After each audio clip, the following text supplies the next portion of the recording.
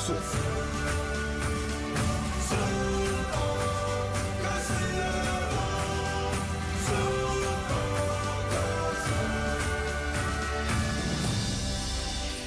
Abusiafo ya mamu nyina mo ache ema mo atena sibie ma ha Sompa 93.1 kasafidie so ebra so se mo ekotwi kobreman yetimi ede ni nyina eba ebesomwo ensem na eba no edoso de bedi mo atintiman no ebi ene se ye kase ya eyade a Greek minister wone dom kuma ya won mo mra hyebadwam no wonom aka kire so ya emu ensem ahodo bi esi ye no ye de eba besomwo so ena eye enkofo bi so kasa ekre se sabre wodi wani ekre mu ewo eye ya prison na abai sika ya wodema wonom no nyadia eso ne 1 cedi 80 pesos ena prisoner bia dakubia no ye bo ne hoka na ensamfo from so no eya de a panyi bi pa so ede etu dwase nei se wodi wani ekre mu ayade a ne ma bi wo ho a wasa wonum edigu kwemu ewo mra hyebadwam na enam so ema ensesaye etimi ba adwumako bi mu eye panyipa ben ena adwumako ben ena ekasa ensem wesei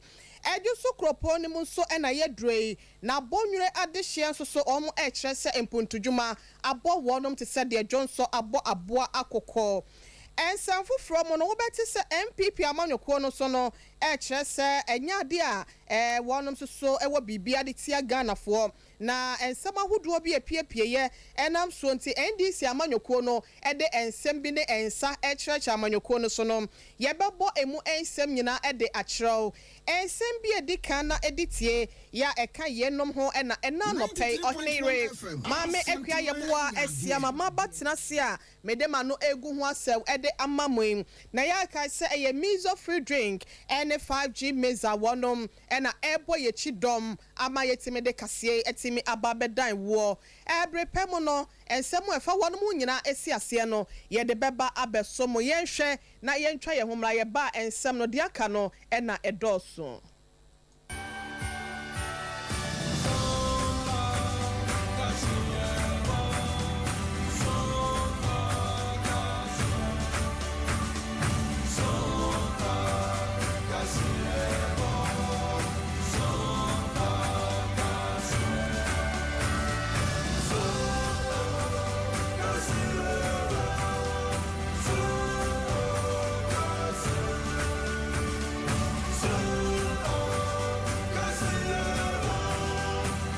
Sompa FM.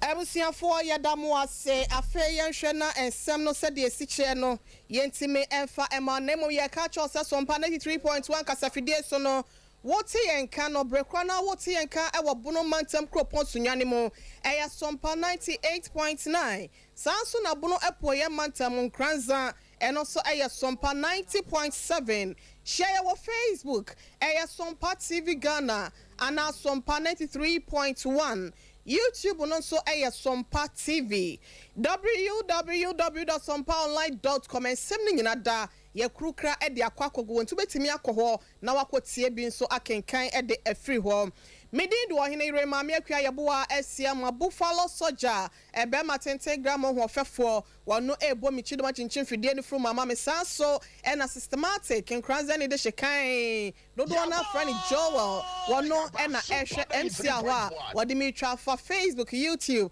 amwo hu me live e wo ho ensem ni mu nkyeremu ene say ene sa wode wani ekyeremu ewo eye esuafo dodo na wonmo senior high school na wonmo nua ne sem nyina no eyade ayede ahye ekuo bi ensa National Food Suppliers Association wonmo na ekyere se aban ne do wonmo ka ebresante ne no enya de aban no etimi etiade ama wonom eno nam so nti omo aka kofi wonom se ede akyere empanyifo a aka ho bi ama ene dom kuma ya wonom mra hyebadwam womo ekyerese ade bia yede ebejaw no eya na yede soaw enu ntine se ye bisa nuane ho nsam de a na ye nkọ obia ho se soafo wono hwe ye nuane ho nsam ene agriculture ho ensam so ye Brian na enu mu ena ye Brian champon wone edom kuma no ekoka kyere so ewo mra hyebadwam ni nyina da efa eku a wɔnom dodoɔ bɛsɛ ɛyɛ aduasa enson ya wɔnom nyinaa efiri National Food Suppliers Association wɔnom akache ya wɔnom ba sɛ baabi aduru deɛ ɛduru sɛ atama ɛhye sɛ mpanyinfo anhwɛ na wɔnom amfa sika bi a wɔnom adi wɔn a wɔkyerɛ mu a ɛbɛsɛ 273 million Ghana cedis na ɛnya ade a wɔn dwumadie no wɔbɛtumi atoa so yɛnkɔ na yɛnkɔ nkɔhwɛ sɛ deɛ ɛdɔm kuma no wɔn ne yɛwura Brian Echampon wɔnom ɛnka so kyerɛ no esi ɛkɔyɛyɛ yɛnkɔ tie ebi emra.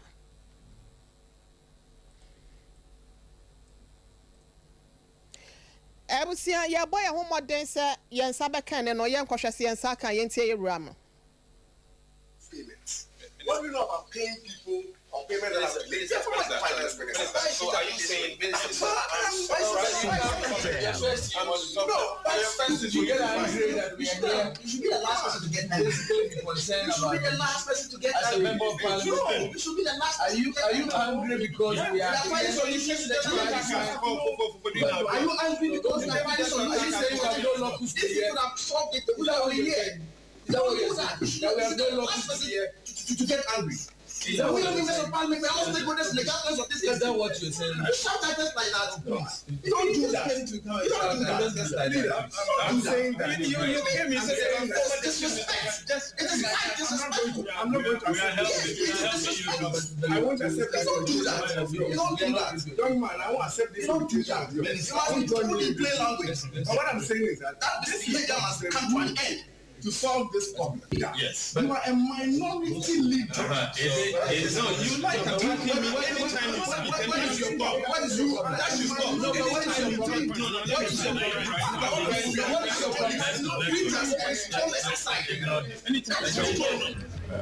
They had 15, rooms available, but they didn't. But whilst they came here, don't you think it's right for you to provide some tents? Ebusiana chese said the dom kuma no wonom ne yewura Brian Echampon ya wono ya sofo ya wohwe enua ne ekua yo ho nsem so na wonom eyiyeyi ano no na ekoso omra hyebedwam wa bra eye National Food Suppliers Association ko no wonom se yeyi wa na se wankasa uti ho a eye ayeyi wa yibone no nti no wonom ekwote wonom ho guye ewo eye emiaye ho enam so nti donkuma ne sadai ye no ane sen na me aban eba ne sen na eduane ho nsem so no wo bema enkrofo wo mo edema ye no wo mo atimi abeti wo ho agu osa eye anim guasensem eno ho nyiya no na na chese we toma we na ye rabran so ato amadom kuma na ye ko ekotie mu ebinom na edom kuma no ba no dani eye onimonyamfo Kilso ato forcing wono ne eye National Food Buffer Suppliers no etimi etwetwe nkomo ewo wono makache ho a enam so nti no opanyin no e de ensem kakra edan wono yenkotie bi emra. There is another, when you go out, there is another block there that has been opened for them to stay. Now, you talk about the role of the Ministry of Education and the Ministry of Finance. What's the role of the Ministry of Education on this? Does the Minister responsible for Food and Agriculture play any role? Yes, he was here yesterday. The Minister was here yesterday. He spoke to the suppliers that he's going to have a meeting with the Minister of Finance. Ebusia de atin nkan eye edom kuma no wonom eba no den won monyafo Kilso ato forcing and I wono so e kan bibi e de akere eye National Food Suppliers Association no se wonom so ema wonom akoma ento form na wombe ye obafam de sebe ya sika na ban e de wonom no obetimi ahwe adane akire e de ama wonom ye ro ensam foforo mu ene se wo bewura mu ewo eye Ghana ye prison ahodo na sika ban ebo ewo prisoner ba ko hu bia no eye 1 cedi 80 pesos na chese eno na naduane a wo bedi oni nso obenum ofra no pa ekopem anwumre no eno na ya na aban no ede ma wonom asem wese no ebeto odwa no eye ade ankofo dodo na no kasa se ne 1 cedi 80 pesos de ye de to de nso kura no se wunya be se miensa pa na se nso ba ko 50 pesos etu nya be miensa coins 30 pesos pe na wo benya no we kire na no na aka ho ama Director General Edema Prisons Ghana dwumakuo no waba abonten kire se president for na where wo so ewo eye inside ho no eya no madidie mu no akwa ye den kakra ne nyina no ene se sika ya na ban de ma wonom no nyame se enhyeda enkwa animu kakra na no na wa kire se wo hwe animu se enche kra wonom de akomra hyebedwam wonom bekeka wo ho na wo matimi aka bia ma wo se be ya enche kra no wonom sika ye de ma wonom no ye betimi de akwa animu kakra na panyipa ya wono director general de emma eye Ghana Prison Service eye yewura ejri won insentrefo ebon komoma wa dansem say yedi. That is a very straightforward question. Can you let us know the current feeding fee per inmate per day and when it was increased the last time? Honorable Chair, the rate is 1 CD 80 pesos. 1 CD 80 pesos per day. And this has been the rate for how long? Because I want to know the last time there was an increase. Honorable Chair, since 2011. Can you repeat that again, please? 2011. 2011. Yes. Okay. Mr. Chairman, I think my question has been answered. It's 1 CD 80 pesos per inmate per day, and this has been the status quo since 2011. 2011. Yes, Honorable Chair.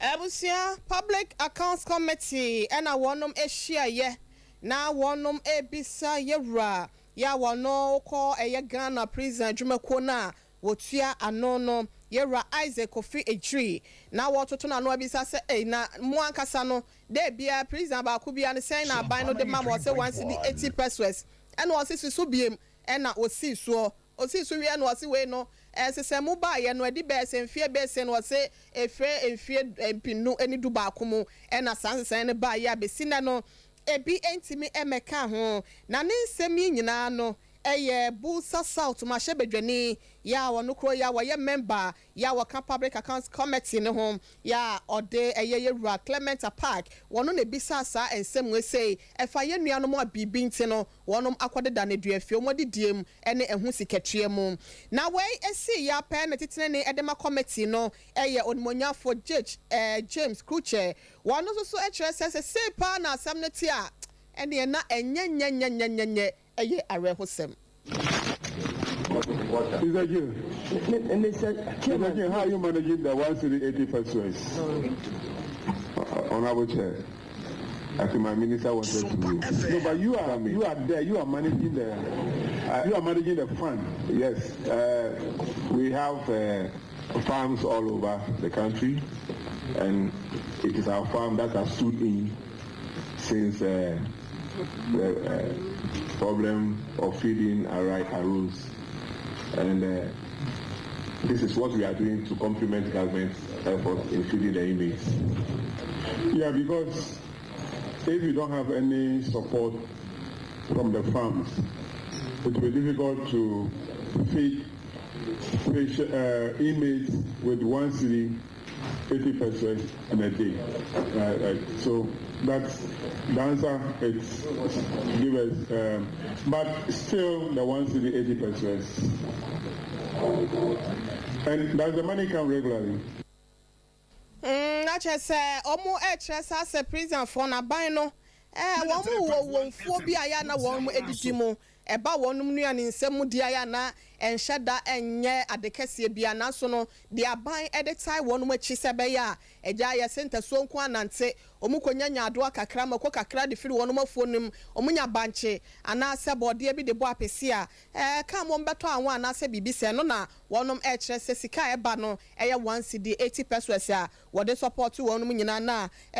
ye de ekoso ewo Public Accounts Committee wa bra onimonyafo James Kuche na obisa yewura eje kwan ya omofa so a wonum esi emadwuma no ana se sika no esi esun wonum na ne krakra mu no ena soafo abede ekire ya wono so ehwa amonyo eso na eye kwansa wono so ehye eye niam kakra bi ya bedwa no ede egu akwan mu a enche kra ne betimi aboa ama a prison for no so madidie mu no ene ema nyina timi akonkan e de ama wo no. Sompa ready to do something about it. So very soon, as I'll say again that. Okay. Very soon, government will increase. The government will increase it. So for the past 7 years, they have not increased it. But we are going to do that. We are on it, Mr. Chairman. We are on it. We are Since 2011, when the late Atamil increased it, nobody else increased it. Nobody else increased it until now. You are thinking about it. Okay. Okay. Please do something about it. We are going to do that. Thank you. Na chese we say no na course wo mra shebedwan wa bra ye recruit ya wo no teaching ni edema public accounts committee no watototo president panyufo no anu wie ye no na wo chese ade we die ase frame ye nim guase edema o my Ghana na mo amoti okra mo nana no mokra no ya na wo mo edisen don hwere ba kokra no sika wo die no na president ba ko anase president ba ko bia no ye koma no 1 cedi 80 pesos enti bra be yi wa no na oto nsa frɛ na kwansa ya wo no ya soafo be de akire ya wo hwe amanu so na okire no enema wo mo di agua se bra be ni sesi ono se enche ye be ye amanema akɔ enkan no ho nsɛm na ye tie ye no ye boerua ensɛm foforo mu a omai bia beko enkan ya mpempi na no eya na yesi obi ani ho ane ho ne ma aso na kwankronti no eya na ye to inside the friend one mo nsem wo bia wo wa ma foforo so anase bi krampa wote omai ni mu na bi mpa wo ni sika bia office bia obetimi dia kwhye mpase kan tete nananom ya breso sei yetimi kotutu ye kokko mu ne ye de politin ye de drum ye sika ho ne ye de ahyefom ene ye se ye wu na se obi aya nkyere na sika na asase mfa na ene na empanyimfo ye hyehye ye se wonom behwe se be ya investment wudi usika ehye bibi mo no ebetimi aboa na aboa wo man nkyekireye ene ne nkan kronti no enam so Ghana Investment Promotion Center wonom ebie se enhwe na entimi emmoa entoto saa enema amabobo soe na etimi aboa mo man Ghana nso no yetimi enya sika ede afiri ho na panyi kwankyerefo de Ghana Investment Promotion Center ye Yofi Grant wonom so actress sabre kase no wonom eye ensesemu bi ya eye wonom adwumakuo no eho emra ya wo hyehye ye ya to ne din se Act 2013 no wonom behwe na etimi aboa sebe ya obi ede ne sika ekwa akoto baabi sebe ya obetimi asi anase ode ekwa akohye bibi mo ama eho abamfaso a wasi wo mo ba be yensesemu sebe ye betimi apagya adwuma no na etimi akonkan etimi aboa no nti no wasi enche kra saa ade we se no ebe pie mu ewo emra hyebedwam na wonom so etimi aye bibi ede afa ho na yenko tie wa bra na ye Yofi grant woda ensem we se nyina ede akye. There was consonance between what we wanted to do internally and what other protocols we had signed up to, and I'm happy to say that indeed they are all in line. And so even before I say what I want to say, I want to assure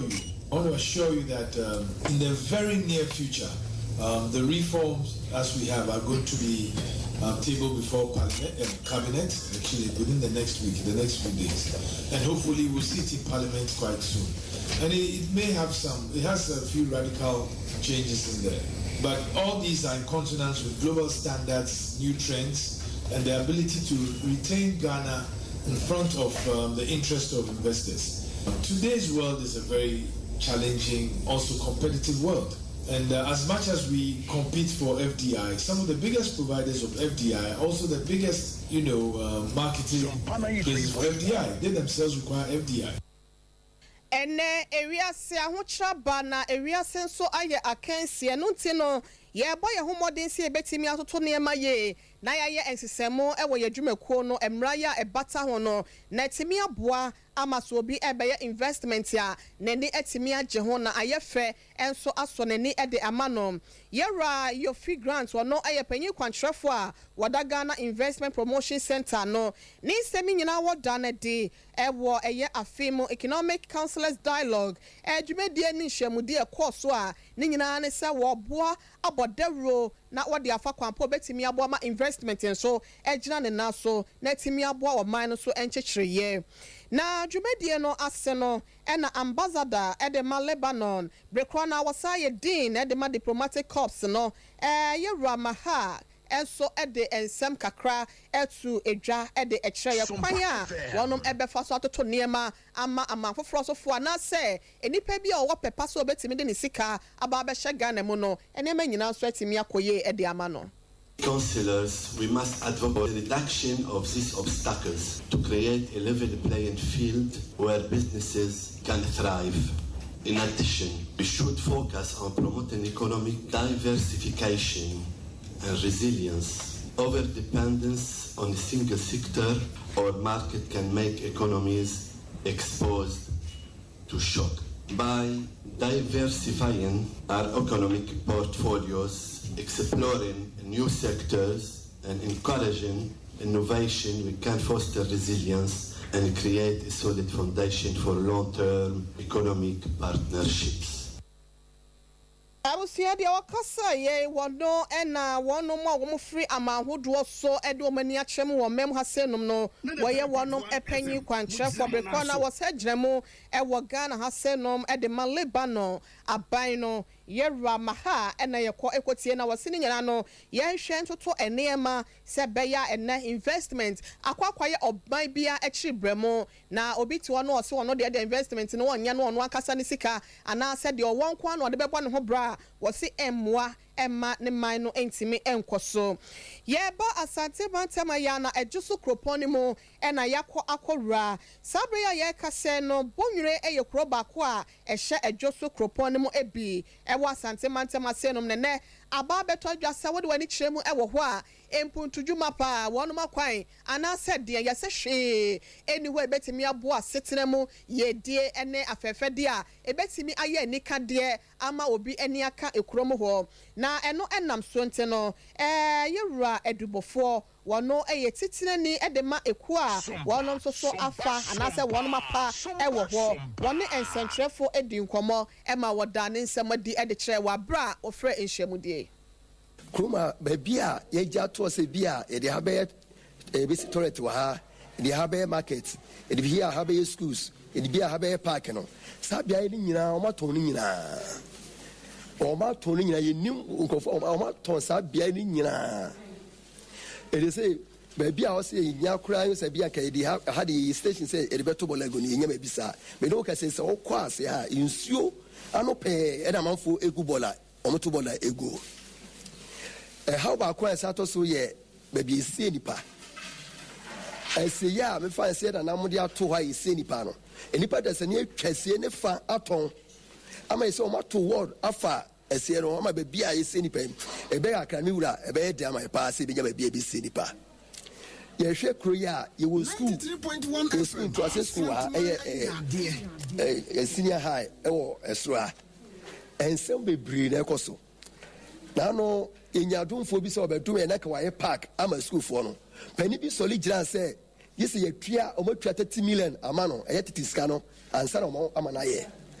And pay for who says school for no solia or Moquabon train, because school now will be also and now. And pay for this, sorry, say, and Sunday school for no better war found, so much a tria sicamo, so there's a 30 million at tiscano, and son away. Massanina a high.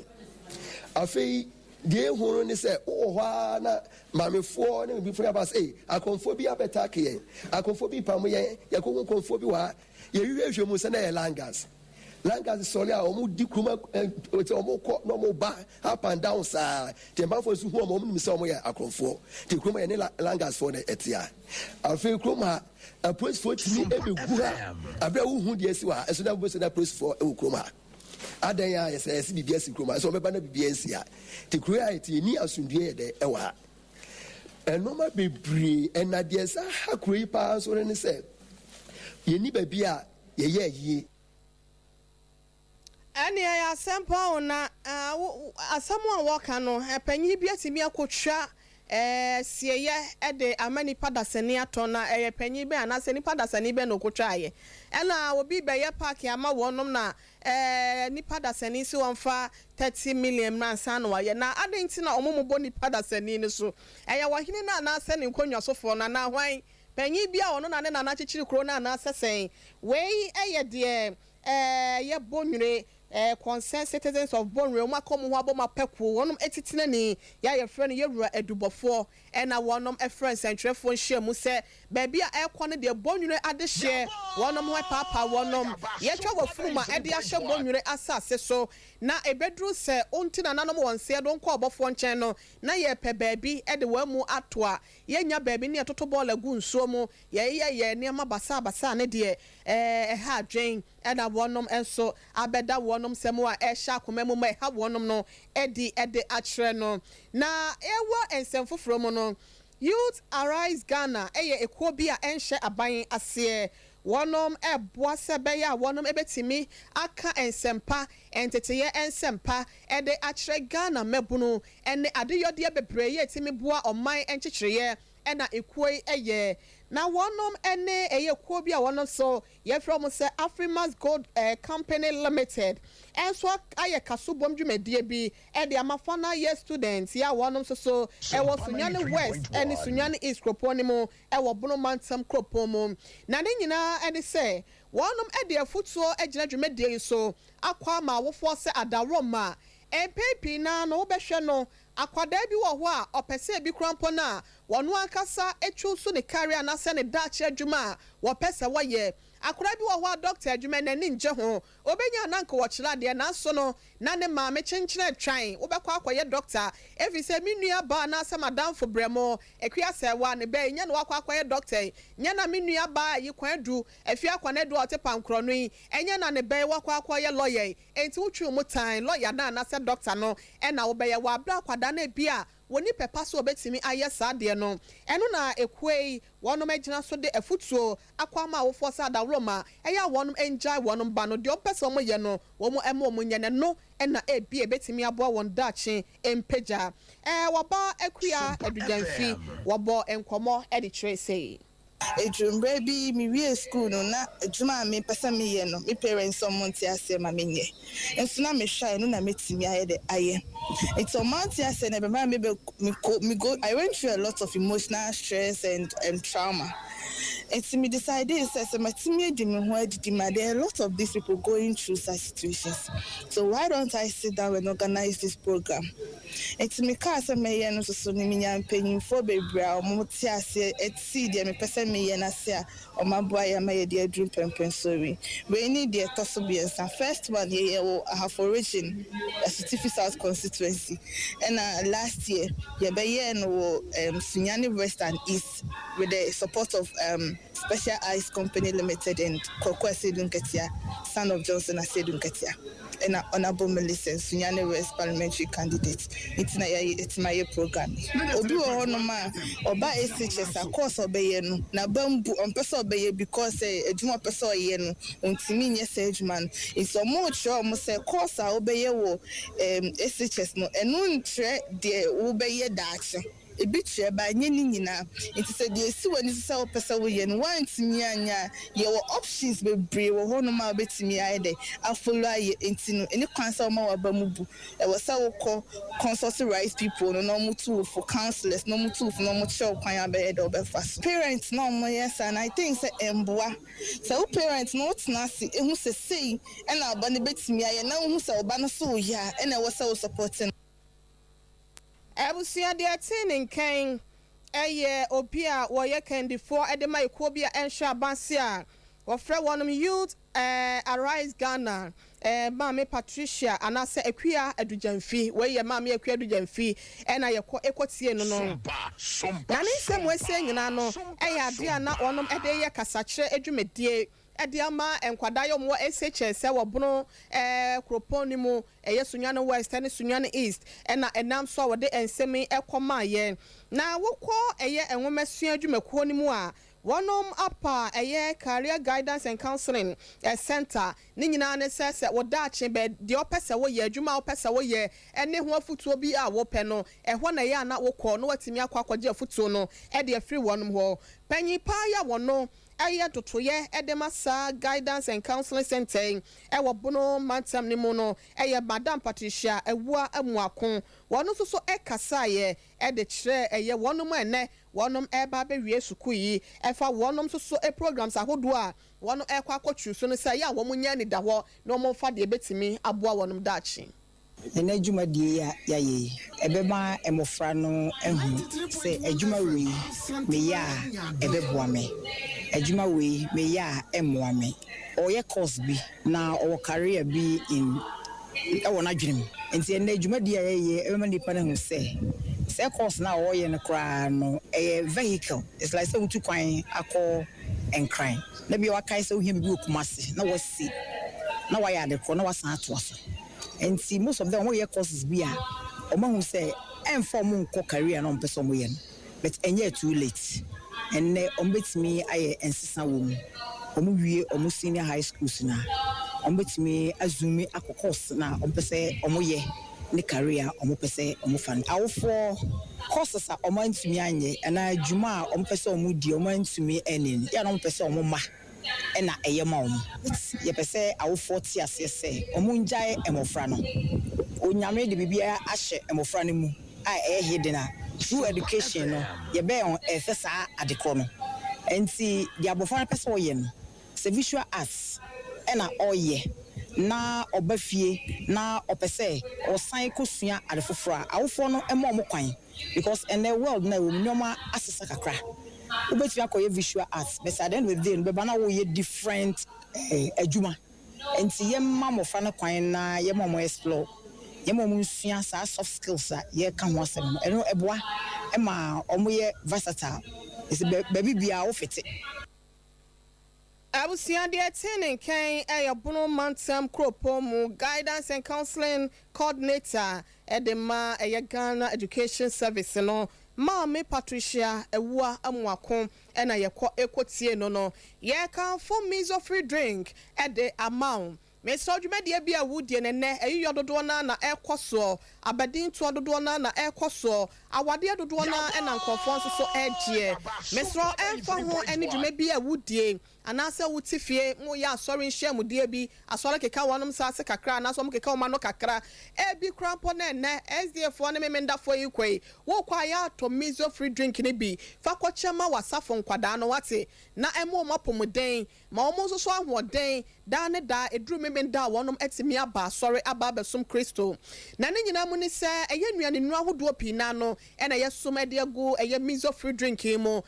wow, I'm when you know, a beboa akwadaa ma ne nyini no esisi ne kwan so akwadaa no miso free drinker want to tope e woni nyini mo na fu nya doadoa enema nyina akoso na adwemu bie e ma ne nyansa ne adwena nkasa ya obetimi ade asua de na abo brent no bibia wo ye bia na mesro e ye miso free drink yese beji bitoma wa hoho fa so wa hoho ne wadofo e bo wa yie ni mo wa wade ni mo ene wudwumade na hwa dance a wonom ede beba ne nyina no ye nkamfo nko a ne drink we de minimo bi akoye adwumade be wi a kire no kyese drink a wode koye no class ha aspire ka ho asen no de akoma wonom ebi also ase kire nko a ne yesum de agum enye miso free drink sa na tie mesro eno de ede pa mango nko a de wo ho ena ye wode ye different ahodo no nuaba ahodo ekeka abom a ye de mix one no so wo ho sa so na 5G meza eno etimi boa papa ni titu ene eye obi ananum ato meso ye kotwa bia didi ye boa didi no eye ana watwam je 5G